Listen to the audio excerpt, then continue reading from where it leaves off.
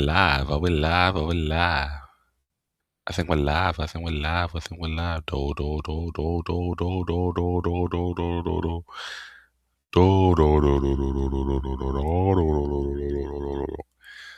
What's going on, everybody? What's going on?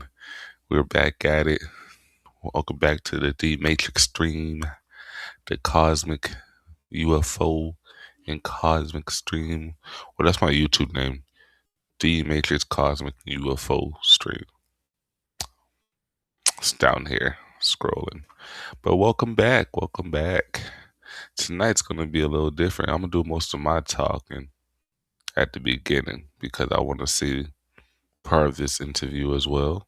You know, you don't know actually. So this is an interview about a person named Billy Woodward.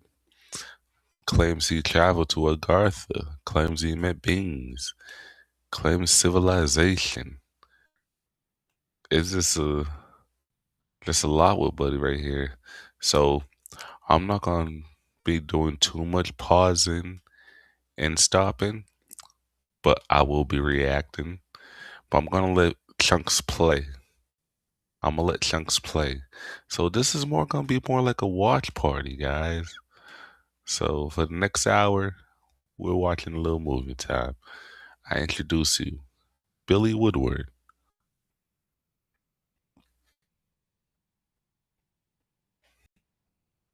Share it out there on social media. Wonderful. Thank you very much.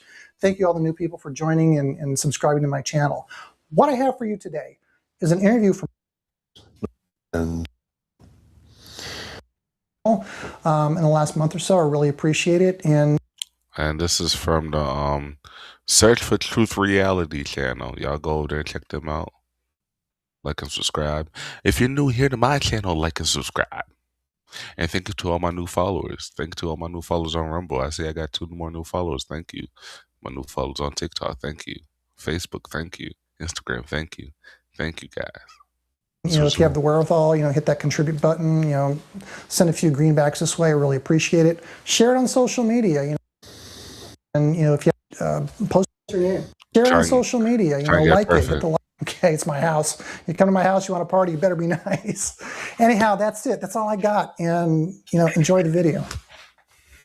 Let's do it, guys. Let's do it. Could you give us your name? Yes, it's Billy Woodward. Have you ever worked for a government agency? I've ever worked for a government agency besides the Air Force? Besides the Air Force? No. What did you do for the Air Force? What did I do for the Air Force? Well, I worked at Area 51. What did you do at Area 51? I read a lot of reports. So you're saying they brought you in and set you down at a desk and had you just read reports? Yes, lots of them. To what end? Well, they wanted my comments on them, on some of them. They wanted to know basically what my take on it was. Several reports that I read were mediocre. The ones that piqued my interest were ones about Admiral Byrd and things of that nature. So can you tell us about some of the reports that you read on Admiral Byrd? I read his original diary, the one that the true diary, not the one floating around the internet. Was this original copy of the diary? The original copy. What did it look like? What did it look like? It was in the form of a flight log. So his diary was written into his flight log? Yes, it was. Yes, he would. Let's go back a little bit. Okay. Because you didn't just happen into a job at Area 51. There's a bit of history behind there, isn't there? Oh yeah, there's a whole bunch of history behind that. Oh yeah. Well, when I was at the age of 12, I had an incident occur about when I was in the Scouts, and it had to do with being picked up by a saucer or UFO, if you want to call it that. And it was quite an interesting event. You want to tell us a little bit about what happened? I can tell you the whole thing if you want. Sure, let's go. Well, me and my friend were on our way back from the scout meeting, and we got to the edge of the cornfield that goes for about a mile before you get to the house, and then there's a road that goes around it. And I told my friend, I said, well, I'm going to take a shortcut through the cornfield because it's shorter. He said, well, I'm going to keep going around the road because, the corn stalks look like they're going to reach down and grab you. So he's kind of finicky about not wanting to do that. So I said, fine. I parted with him. He went on around. He was smart. He said, nope, I ain't going through this cornfield today. On the road, and I went through the cornfield. Halfway through the cornfield, I looked up and I saw what looked like a star, but it got brighter and got brighter and got brighter. And then the next thing I realized, the entire area I was standing in was lit up just like daylight. You could, so bright, you could actually see the kernels on the corn. That's pretty bright. I looked up and into this light, and I heard a voice come from it. It says, Billy, we are here to take you on a journey if you would like to go. And I said, yes. Without hesitation, I said, sure, let's go. Next thing I know, I'm looking down and the ground's going further away and I'm getting lifted up into this craft.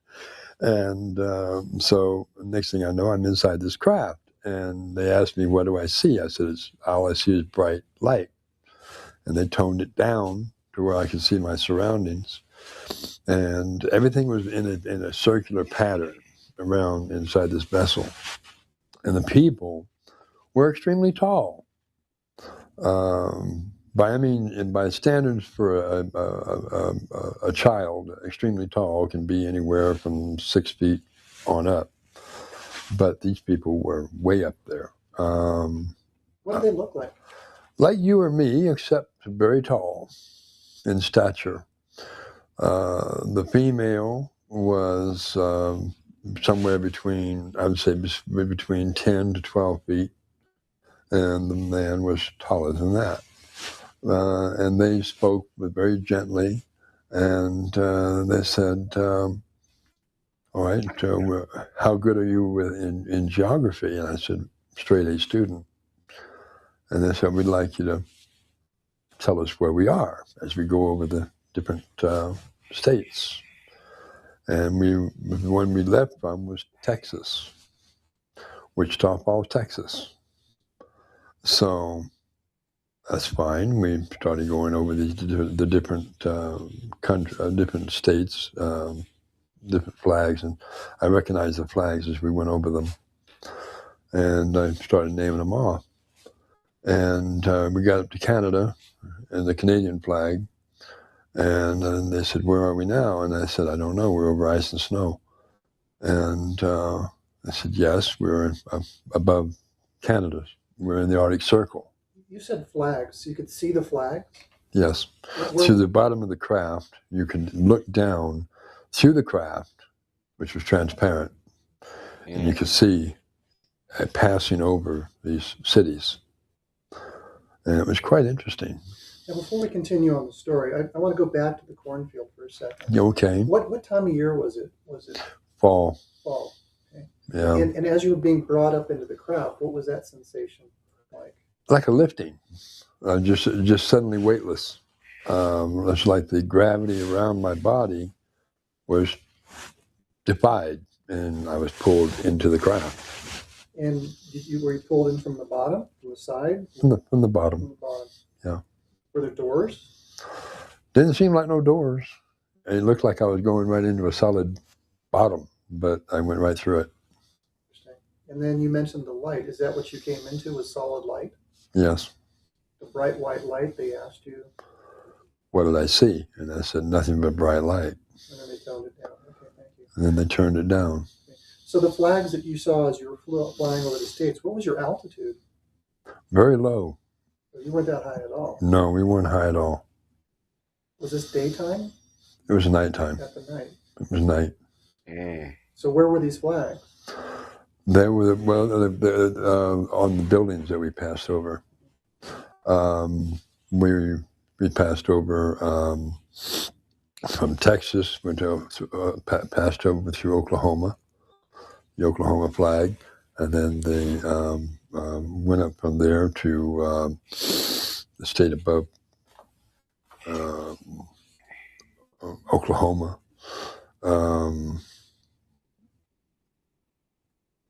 I have to have a map to tell you which ones they are. So do you recall any landmarks? Landmarks, yeah, the buildings are more like the capitals. So you're flying over the capitals then? Mm-hmm.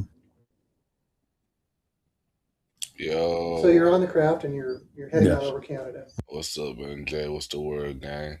Doing a watch party right now. Billy Woodward interview. UFOs and Hollow Earth. Right. Northeast over we went over like Baffin Bay and Canada. So we were by that time I'm totally lost. I don't know where we are. And this shade, brother. Do you see the glow ahead of us? And I said, yes, I do. What is that? And they said, that's the entrance to Hollow Earth. I said, Hollow Earth. I said, wait a minute. Oh. We're taught in school that the Earth is solid and it has a molten core and all this. And now you're telling me it's hollow? And they said, yes, it is hollow. And they said, what you learn is a shame because it's all a lie. And I said, okay. How long are we going to be gone on this trip? And he says, you're going to be gone for 6 Earth months. He said, how long are we going to be gone this trip? I want to go home. And I said, 6 months? I'll be grounded for life. That was my thought, And they said, no, you won't be grounded for life. This says you'll be missed, yes. But when you return, your body will be replenished and all the childhood diseases or sicknesses that you were experiencing will be gone. What sicknesses were you experiencing at the time? Well, like the mumps, the measles, and stuff like this. But at the time, they said that your immune system is starting to break down and must be replenished. And that was one of the reasons for the going for the trip. So you didn't have the mumps and the measles and all the stuff at the same time at that moment. No. Just that what they're telling you. It was a fortification against it. Okay. And they fortified my body. They gave me a liquid to drink, which tasted like grape juice, but it's very sweet.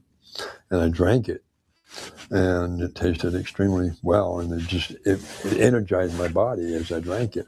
Were you ill when they picked you up? No, I didn't think I was ill. Okay. They said that there were that the immune system had started to deteriorate, and that they needed to reinforce it. So you see the light ahead. What happened? I see the light ahead, and we got closer and closer to it. And as we started to curve into it, I said, that's a hole. And they said, yes, that's a hole.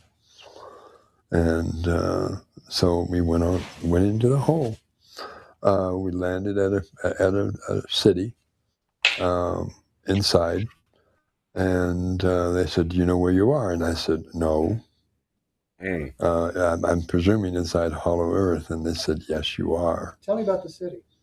The city was not like a city on the surface. The cities on the surface are skyscrapers, big tall buildings and all this. And the inside, they're all the buildings are round. They don't have roofs on them, but they're round. And they're built in and around Mother Nature. They're not, you don't see any highways or sidewalks or anything like this. It's all round structures in and around nature. With no roof. With no roofs. What were they? With no roofs. That's crazy. Made of? It looked like a marble type substance, but yet I don't think it was marble. I think it was more like crystal. So smooth, It's very smooth, reflective. very reflective. And we landed, and of course I started walking around, and I met several different beings, people, and some of them announced that they were from the surface. You mentioned the light going on. Yes. Did you look up once you landed? Yes, and I saw a sun that never moved. What color was it? It was more between an orange and a yellow. A sun that never moved. Think about that. Could you feel the heat coming from it? A heat, yeah, more like a soft heat. It wasn't harsh at all. It wasn't bright either. It was very easy on the eyes. So is there any time of day on the surface that you'd say would be similar to that kind of a lighting effect? Twilight, maybe. Twilight? Yeah. When the sun starts dropping down. When you look up, can you see beyond this light and see surface on the other side? As you look outward, you see the horizon rise like this instead of straight across. You actually see it curve upward. Are there clouds? No clouds. Where does the water come from? Does it rain? It mists from the sky, but it is not like a harsh rain like it is here. The clouds up here are very thick, and in essence, sometimes they have a cloud once in a while in the sky, but it's more of a very like a translucent, looking through it, very, very not dense at all, very light. And the atmosphere was so exuberating, so refreshing and pure. It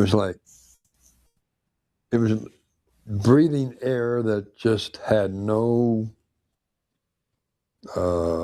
smell or taste or anything like it does up here. Up here around cities, you breathe the air and you breathe that smog and stuff. Nothing like that there at all. No, it was just the purest smell, purest energy. When you breathe it, you're just energized totally. Okay, so you met some people. Yes, I did. Some from the surface. I met one individual. It was a female. She was rather tall, but and I looked at her, and her face looked familiar. And I told her, "You look familiar," and she said, "I should be familiar. I'm Amelia Earhart." Oh shit, bro. He met Amelia in Agartha. Yo. What year was this? You were 12 years old. What year was this? I'm 12 years old. Well, let me think back here. Brought to the surface in 51. Let's see. 63, 64? 60, yeah, between 63, 64, somewhere in that range. Anybody got a calculator? It's in that range there somewhere. When me and my sister were brought to the surface, we were brought to the surface not as babies, but as toddlers. We'll come back to that story. Yeah. About how that all started. Let's Right. finish this one. You met Amelia Earhart. Amelia Earhart. I also met a group of gentlemen that were. You met Amelia Earhart, dude? That's crazy, bro. That shit. Amelia? The pilot in Agartha? That's wow. They were dressed in robes, but they were aviators as well. And they had, I didn't recognize them, but they were talking to me because they knew I was from the surface. They said that, I said, "Well, who are you?" And they said, we were Navy pilots. and our aircraft disappeared off of the Bermuda Triangle. So you met these pilots. They were lost in the Bermuda Triangle? Yes. Do you remember their names? Their names? No, I remember their flight they were talking about, Flight 19, off of Muscle Shoals, Florida. That was Flight 19. Do you know what year Flight 19 got lost? It was back in 47 or 40, no, 45 or 47, I'm not quite sure exactly. So it was probably 1964. Yeah. Were they looking like... So he met Amelia and Flight 19 in Agartha. That's what... They're going crazy, man. What went to Agartha, man? Really old guys? This is a Billy Woodward interview. No, very young. So are you saying when you go into the Hollow Earth... You don't age. You don't age. There is no age. It's not like, well, see, time is an illusion. Even up here, it's an illusion. But people still go by it. But it's really, down there, it's like, how do you explain it? Is everyone looks young. You know, they don't look old. You don't see people walking around with white hair and white beards. They're all very, very young looking. Do you think you suppose it's because of the place itself, or is it because of the people? I think it's because of a little bit of both. A little bit because of the place and because of the people. The place is indigenous to immortality or to longevity. Everything I saw down there was huge in size. I mean, even insects flying through the air were huge. They weren't small little insects. They were quite large. So did the mosquitoes? Dragonflies come flying by about 6 foot across. Didn't see any mosquitoes, no. I was going to ask, are the mosquitoes have feathers and do they carry you away? No. Mosquitoes with feathers? I don't think so, no. Oh, yeah, there's that saying, the mosquitoes are so big down there that they'll carry you off. Anyhow. No, okay. The creatures were large. The insects were large. The people were large. I looked up and I saw a flying pterodactyl. Of course, that just didn't register too well. But just like the movie Journey to the Center of the Earth. And I said, wait, that's a pterodactyl. And they said, yes, it is. And I said, oh, okay. So I saw dinosaurs. Which ones did you see? Well, I saw the pterodactyl in the air, and I saw a T-Rex walk by. And, of course, T-Rex is a vegetarian. It's not a flesh-eating animal. Really, with all those teeth? That's for ripping and tearing plants, not ripping and tearing flesh. Did y'all know that about the T-Rex? They're plant eaters. So wouldn't they be wild? I mean, it seems kind of a dangerous situation. Well, it's not dangerous at all. Everybody down there speaks with telepathy. That makes sense. That's the norm. So what does that have to do with the dinosaurs not being dangerous? The dinosaurs speak with telepathy as well. So you're telling me that you can talk to the dinosaurs? Yes, you can. You can talk to the trees. You can talk to the dinosaurs. You can talk to plants, whatever, and you get a response.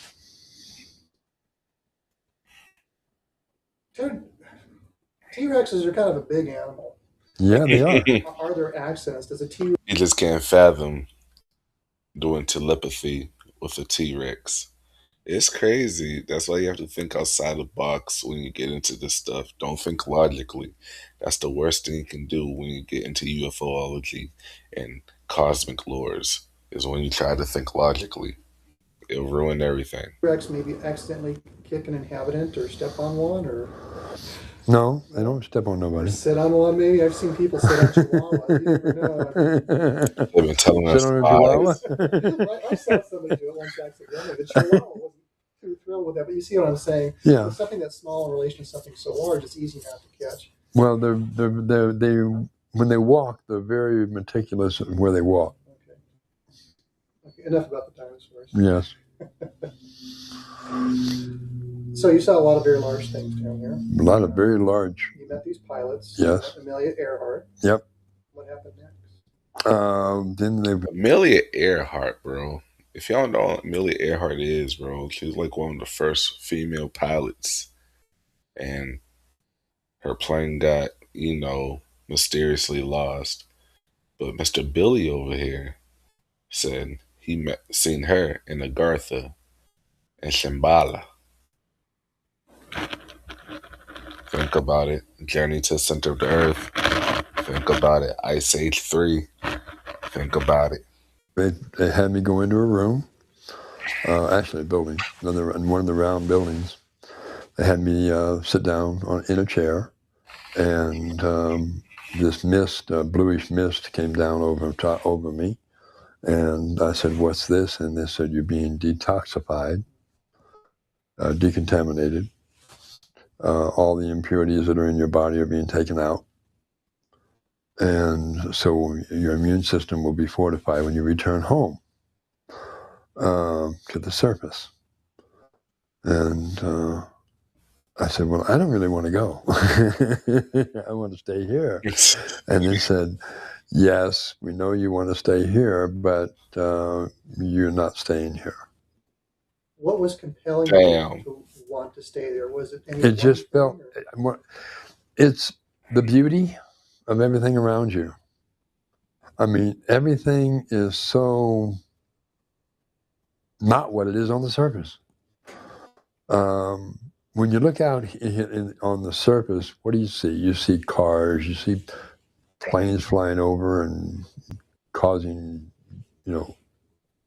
vapor trails behind them, and the sky's not clear, and the sky smells strange. You can actually taste the air here.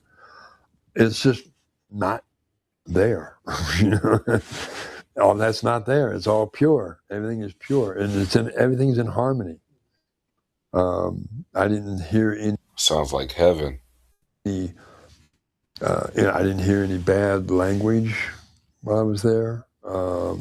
Nobody spoke as you would speak. It was all from communication, mind to mind. It was really, really wonderful feeling. But in that communication, mind to mind, are you hearing a voice in your head, or is it something different? It's more or less like a communication from their mind to my mind. You can do it on the surface too. You just have to sit down and get away from all the distractions, which is really hard on the surface because you've got all these distractions, every come from all different directions. But if you were to get out with Mother Nature and just be quiet and turn your cell phones off and all these economists that you like, devices, then you could communicate telepathically. But you get so caught up in the mundane world that you lose sight of it. He just broke it down. How to get your telepathy powers back, man. Mr. Billy dropping gems, y'all. It's just like, it's too many distractions to really communicate up here through telepathy. It's easier to talk. Too many. Ooh. But talking, I think, is what got man in trouble in the first place. Tell him, Billy. Tell him. So you get sprayed with this blue mist. Yes. And then after that, they said, you're free to travel wherever you want to travel. And we'll be with you a little bit later on. We'll take you to the learning centers and re-educate you again. And so I was able to, freely walk around and talk to people, and talk to beings. I saw several different type of races there. Besides the Aryanians, I saw the Lemurians. I saw the insectoids. They look like mantis almost, similar to a mantis. They don't have 6 legs, but fucking insectoids. They have 2 appendages they walk on, and then the appendages for hands, or not really hands. They're like pinchers almost, and they talk with telepathy. They're not very short, not very tall either. They're in between, about between 4 and 5 feet tall, and their heads look just like a praying mantis, but they're intelligent. 2 legs, 2 arms. Yeah, 2 legs, 2 arms, and they fly. Of course, they have wings, but they do communicate telepathically in English, and well, they know all languages. It's like when my father sometimes when I channel my father at different times, when he is speaking to a big group of people. A lot of times there's people there that are not from America or not from, the local area, but yet they pick up on everything he's saying and they understand it. It's sort of like he's speaking English. I've done that before. Like, you ever I'll see, like, I don't know how to speak Spanish. Well, if I get around, like, I live in a Spanish community, so if I get around somebody that don't know English and I don't know Spanish, I could still find a way to communicate something to them. Y'all ever did that before? Y'all know what I'm talking about.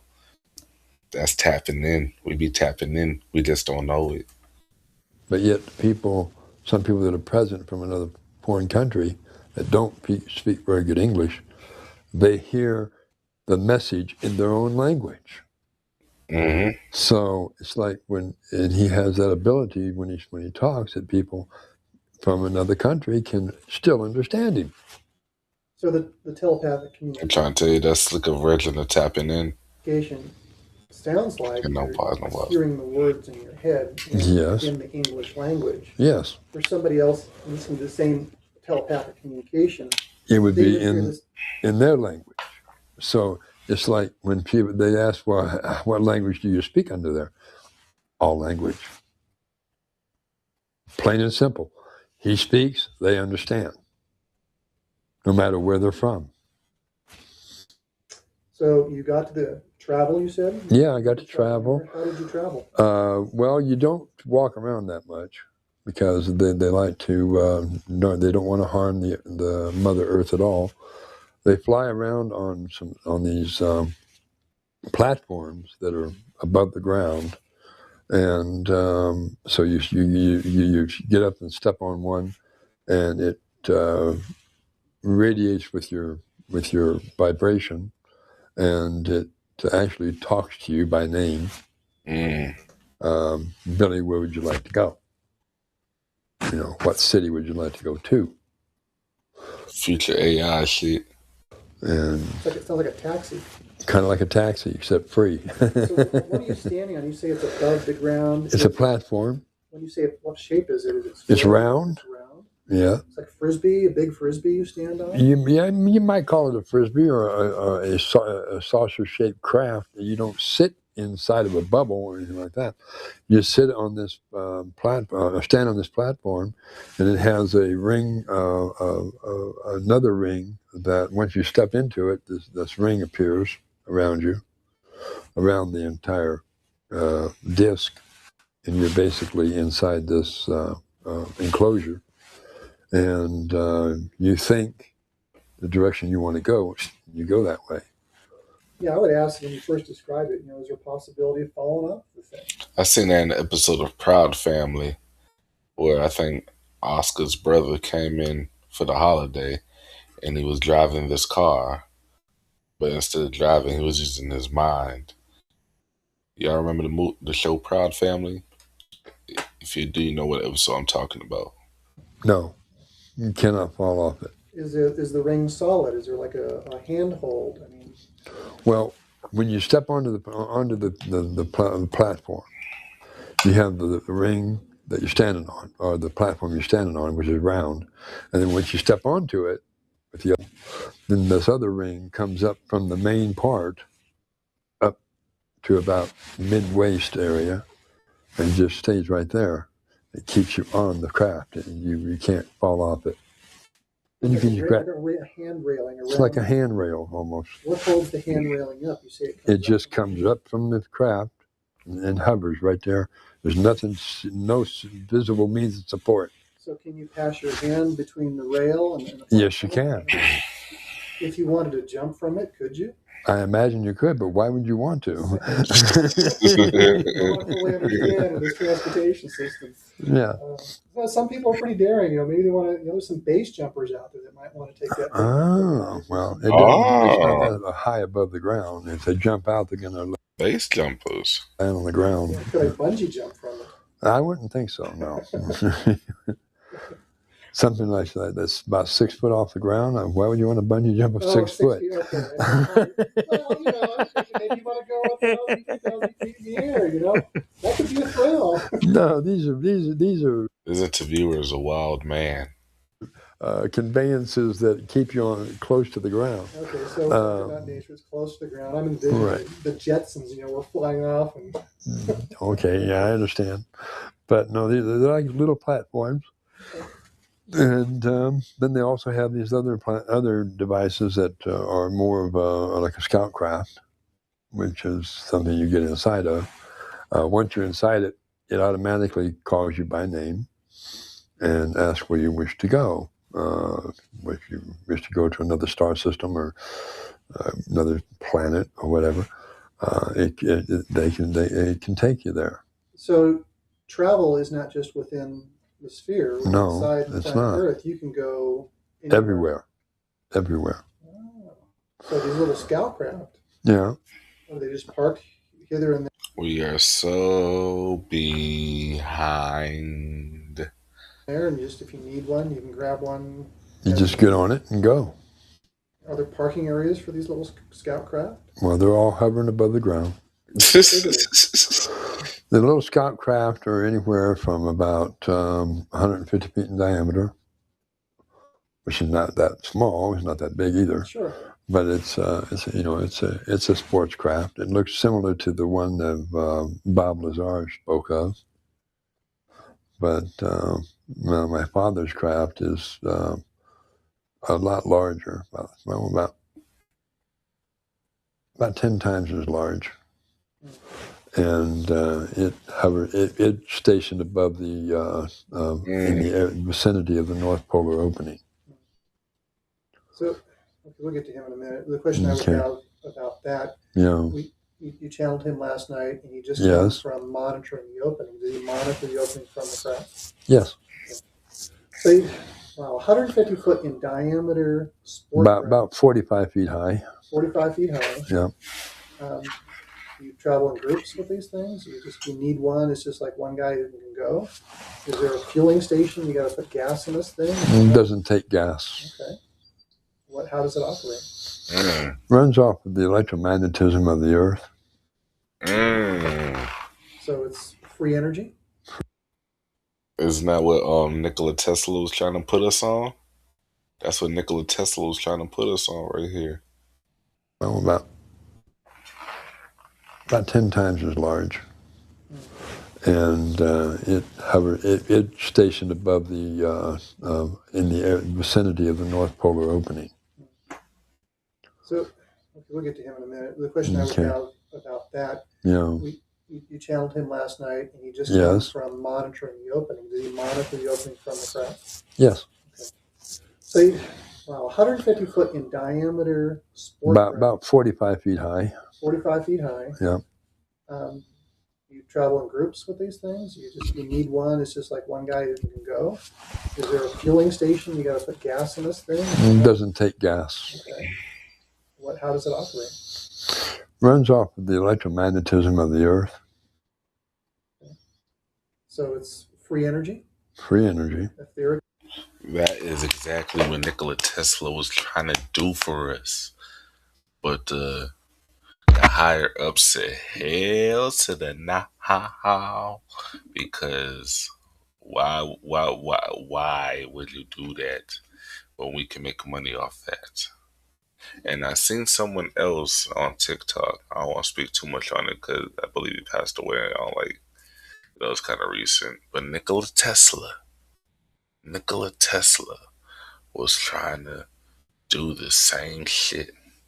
So you tell me they got free electricity in the Gartha in the center of the world, in the hollow earth, and we over here paying bills on the surface.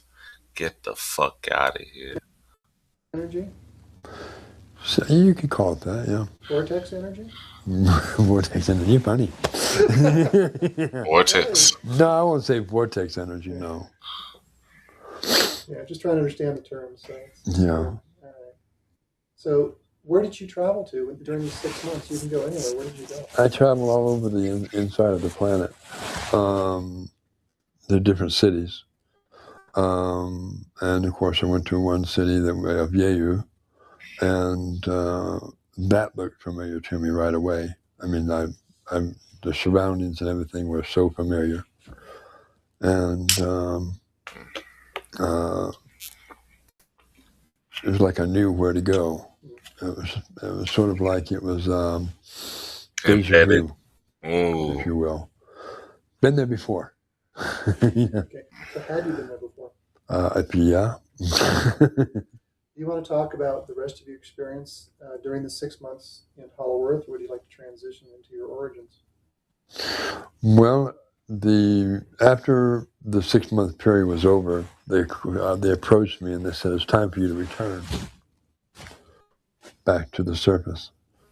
And I said, okay. No, hell no, I would have ran. I would have hid. I would have been hidden in Shambhala. I'm like, oh, it's time to go? I'll be right back. I would have been hiding in Agartha in the center of the earth. And I was like, no sir, go back where? I'm down here with Amelia Earhart. Why can't she go back? Why I gotta go back? Fuck out of here. But do I have to go? Why the fuck do I have He to? said, yes, you must return. No. No. Because you have a mission.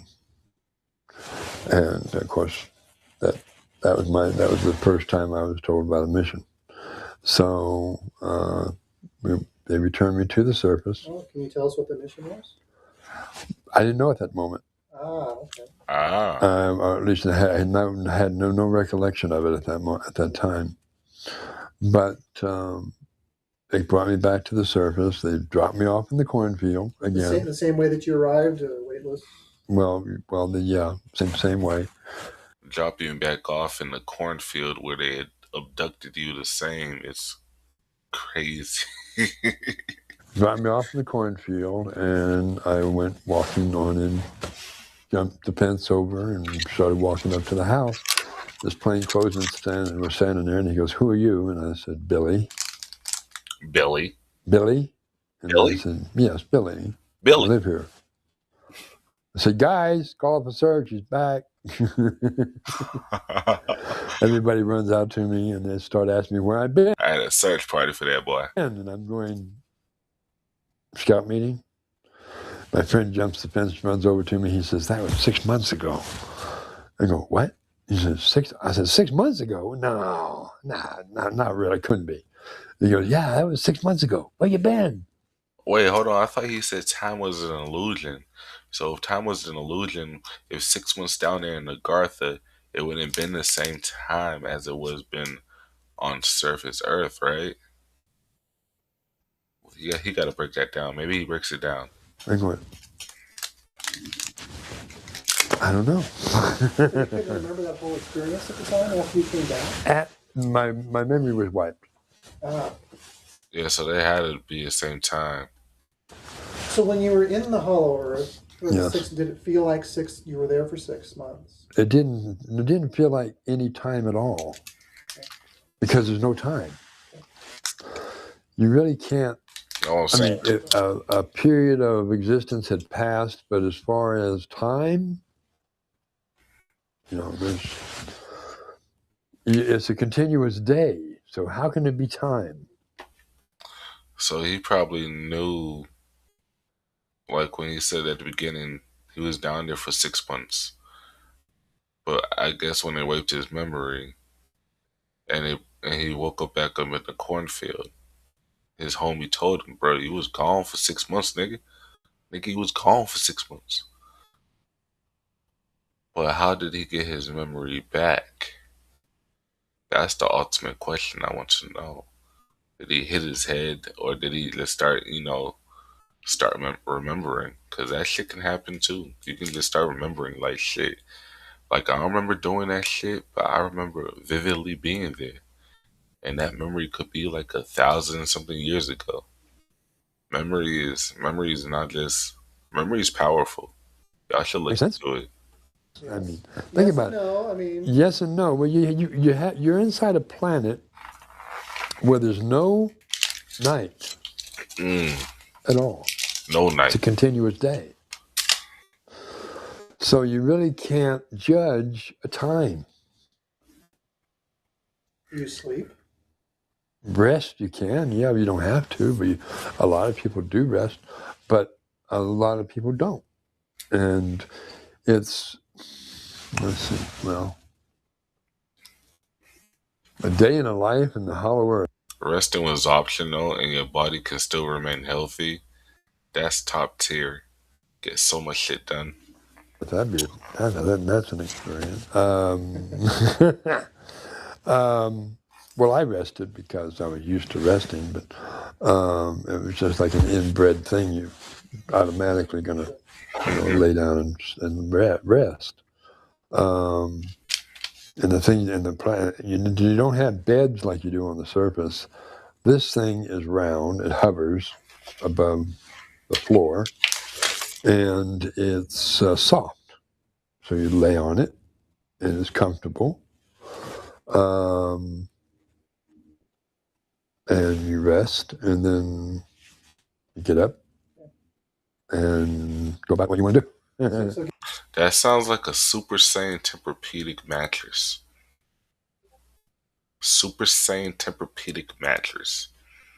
Getting back to meeting up with your friend that was 6 months ago, you like Right. away because you had your mind wiped, as you said. Yeah. What happened after that? Well, they started asking me all kinds of questions, and they said, sit down in the chair here. We're going to give you a shot, sodium pentothal. So Who was giving you this sodium pentothal? the plainclothesmen that were at the house. What? It was comfortable. What the hell? Do you sleep? Wait. Rest, you can. He's 12 years old and they giving him what? I had to rewind that because it didn't sound normal. And yeah, you don't have to, but a lot of people do rest, but a lot of people don't. And it's, let's see, well, a day in a life in the hollow earth, that's an experience.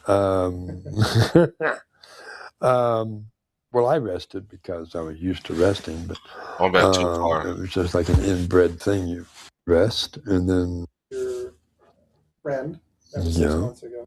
it is comfortable. Okay, that's what. And you rest, and then you get up and go about what you want to do. So getting back to meeting up with your friend that was 6 Yeah. months ago, you like Right. away because you had your mind wiped, as you said. Yeah. What happened after that? Well, they started asking me all kinds of questions, and they said, sit down in the chair here. We're going to give you a shot, sodium pentothal. So Who was giving you this sodium pentothal? At 12 years old. At 12 years old, you getting sodium pentothal. Hold on real quick. I don't think y'all understand what. My fault. Sodium.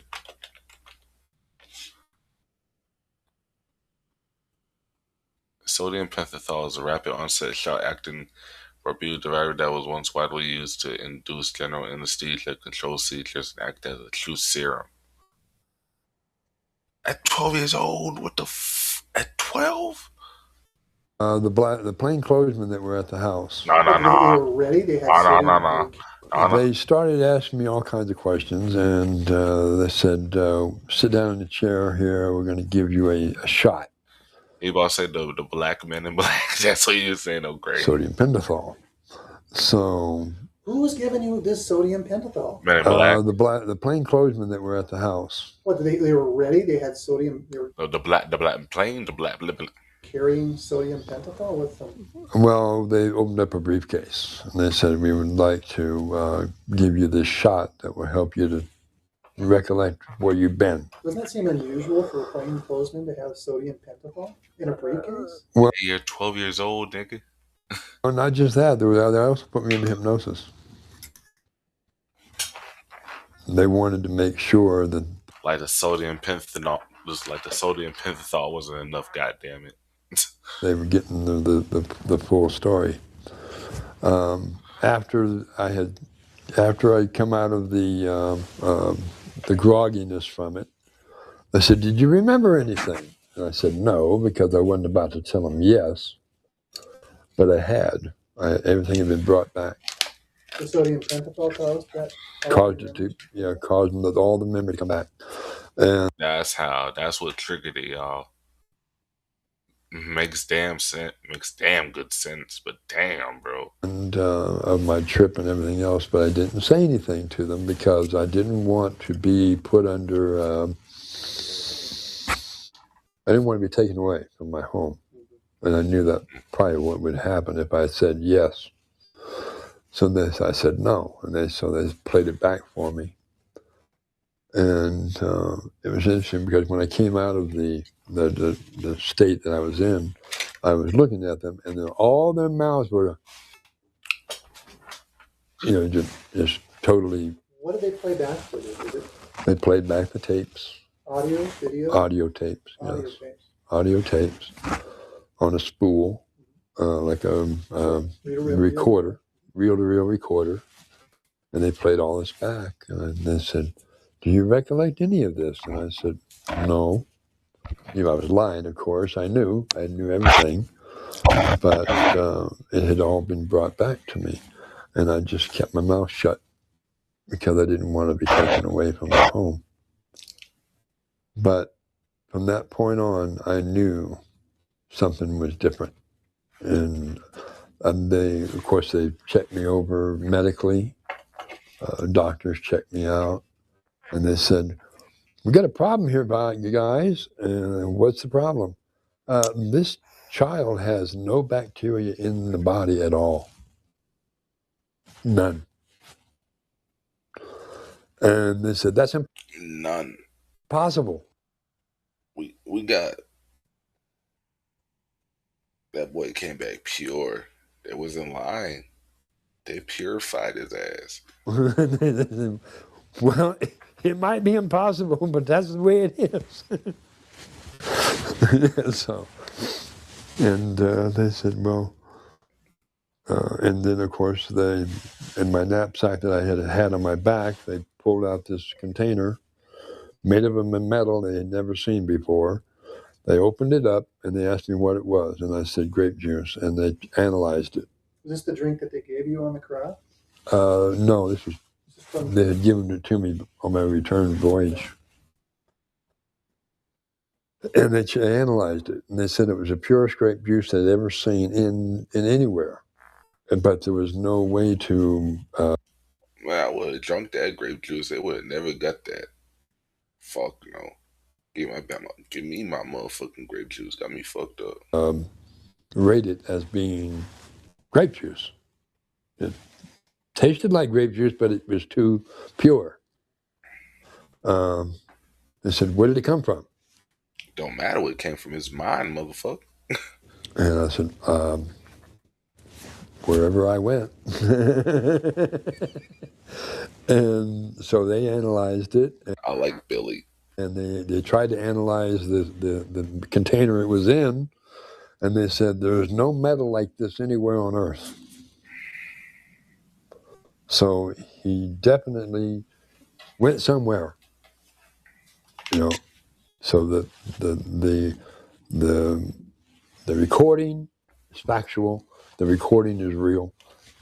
He's not making it up. He went somewhere, obviously. Whether it was into a planet, into a spaceship, or what, he went somewhere. We know that.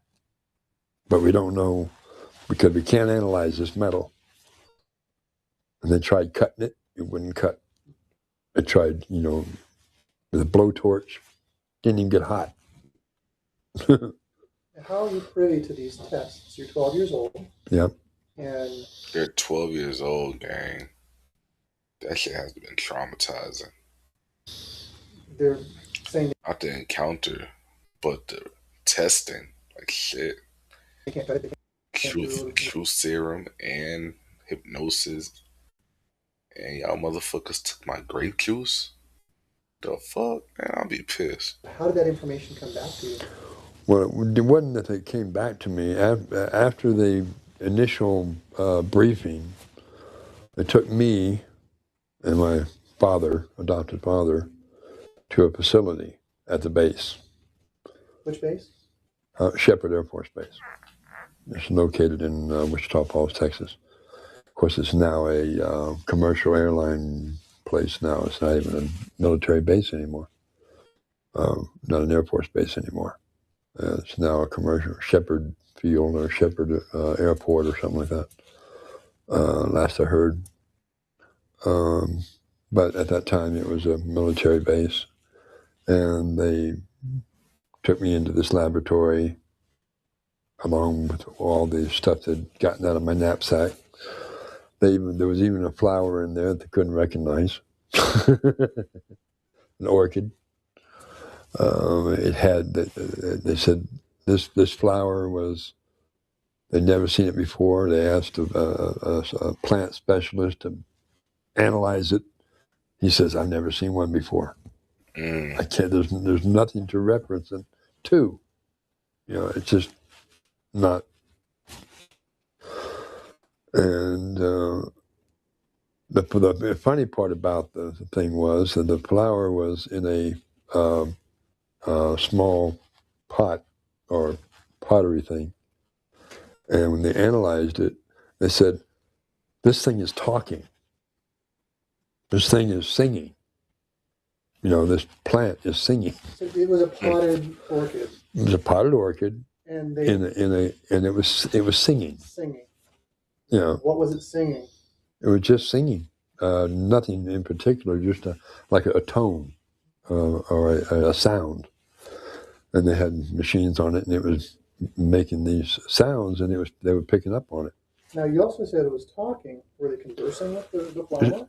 No, it was more singing, talking, communicating on their machine. I know that was a beautiful plant. I would love to have a plant. I'll be more into plants. My plants could sing. That's fire. They had that were hooked up to it. It was like the needle was, dancing, so to speak. They said it's like it's making a sound. And they were picking up on it, and they were recording the sounds. They said this plant is alive. Obviously it was alive, but I think maybe conscious. It has consciousness, and they just couldn't they couldn't comprehend it. But that's the way it was. So getting back to the question about how you came into this information, just so I'm clear, it sounds like somehow you got brought back to this Air Force base. Yes. With your adopted father. Your adopted father. Was your adopted father Air Force? So the material had to have gone from the uniformed police, taken the recording and confiscated the container with the grape juice in it in this metal that they don't recognize. Right. The whole bit.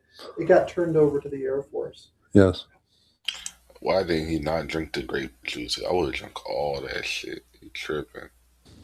Who made that? I wonder who made that decision. I mean, it was a gentleman that was sitting there.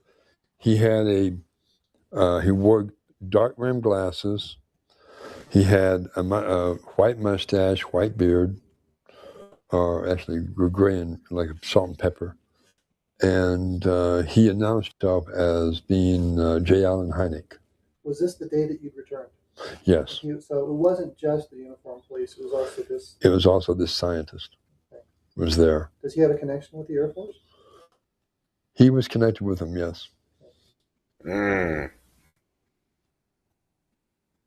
So you were gone for 6 months. How do you suppose that he got involved?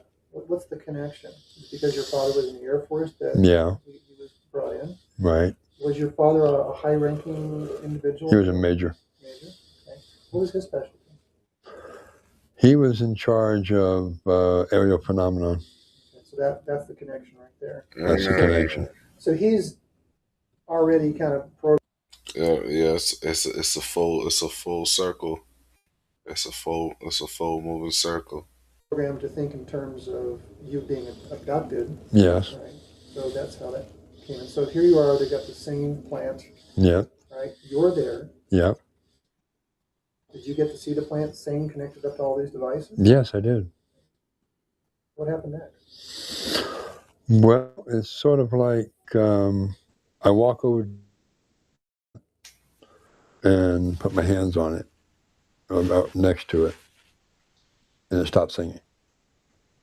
Stopped giving this vibrational thing out to this machine. And they said, "What did you do?" And I said, "I just told her to be quiet." It's going to get in trouble.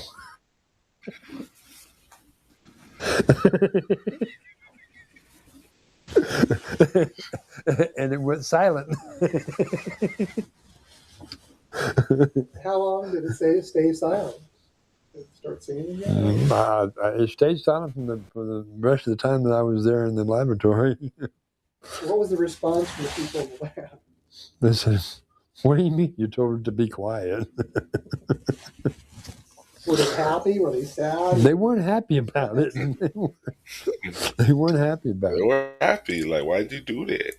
We want to keep talking. You made it shut up. What would you do?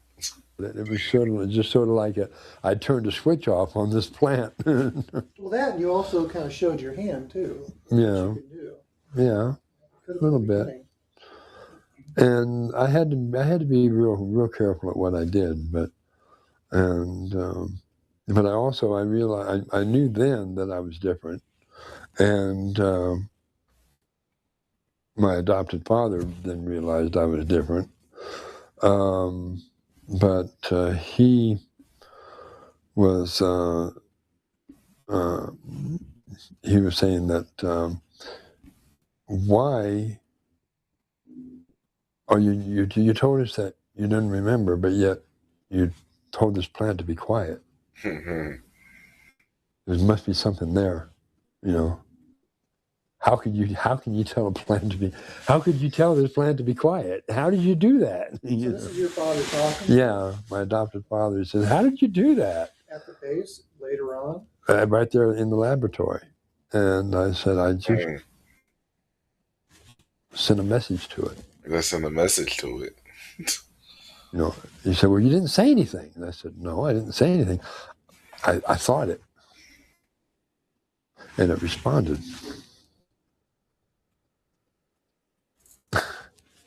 So here you are, 12 years old. You're at this base. Yes. So what happens next in your life as you move forward? What happens? Well, at that time, I was my sister had already returned home, so that's past. Okay, so where's home for your sister? Hollowworth. How did she return home? She sent out a telepathic message that she was in danger. And I told her to send a telepathic message home. Now, I heard of twins doing telepathic messages with one another. But siblings by itself, that's real strong gifts. Why was she in danger? She had been sold to another Air Force family. Sold. How does that work?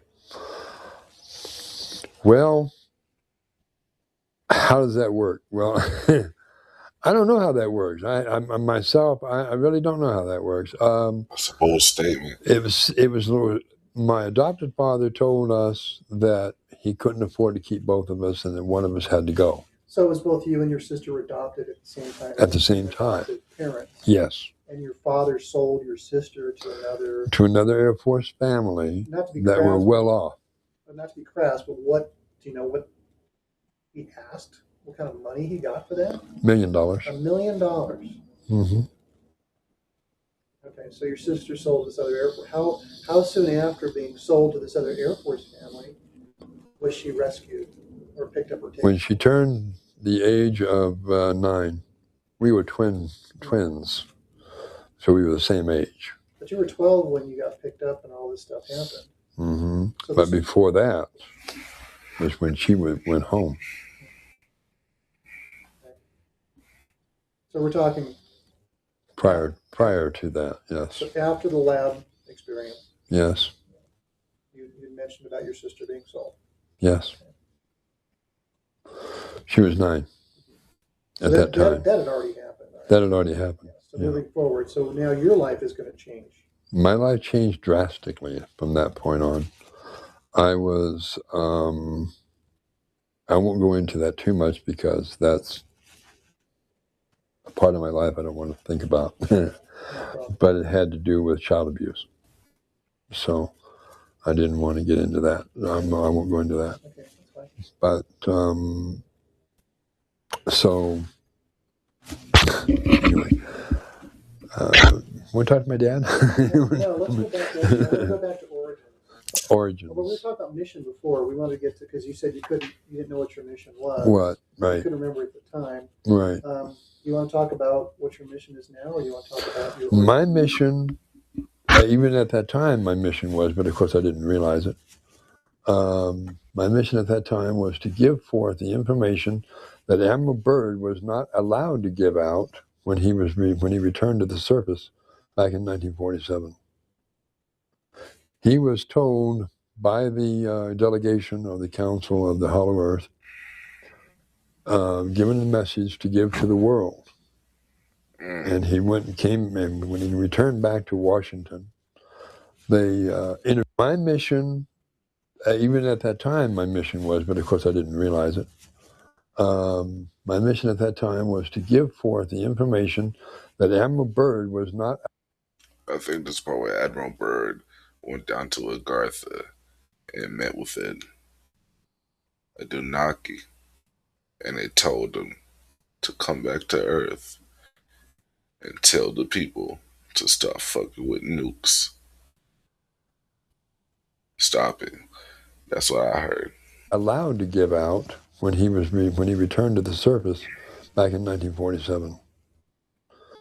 He was told by the delegation of the Council of the Hollow Earth, given the Dunaki, the message to give to the world. And he went and came, and when he returned back to Washington, they interviewed him with top security forces, and they ordered him to remain silent on all that he had seen and heard on behalf of humanity. And he said, this is crazy. This message is for the world. It's not just for us. And they said, well, we'll see to it that you can't. And they locked him away. Did they? They locked him away for a couple years. And then upon his release and being told that he will not talk about this to anyone, not even his immediate family, he was released from the military. Now, you are a retired Air Force colonel. Yes. Age 12, your mission, you know what you need to do. Can you take us from age 12, what transpired, career-wise? How did you work yourself into position where you... To be an Area 51? Got your commission. How did you get into that whole area? How did you come to work for Area 51? Well... Admiral Byrd's flight logs. Okay, well, first off, I was born both... How do I put this? You know what the term hermaphrodite is? Yes. I was born both female and male in one body. and my adopted father. Well, we're gonna finish this off on part 2 tomorrow, or when I come back on stream, y'all. Y'all already know. Hit that like, hit that subscribe.